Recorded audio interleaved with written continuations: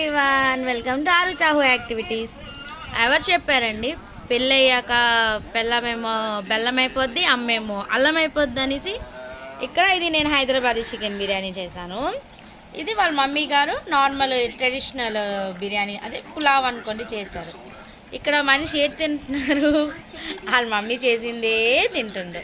ఎవరు చెప్పారు ఏంటంటే వైఫ్ రాగానే మమ్మీ నచ్చదు, మమ్మీ వంటలు నచ్చవనేసి ఇటు అటు తిరగబెట్టేసి ఏది చేసినా కూడా వాళ్ళ మమ్మీ వంటే నచ్చుతుంది సార్కి.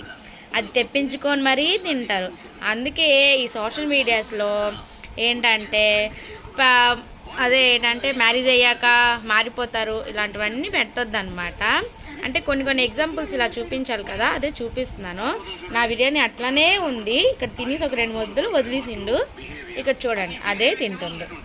Okay, like and subscribe.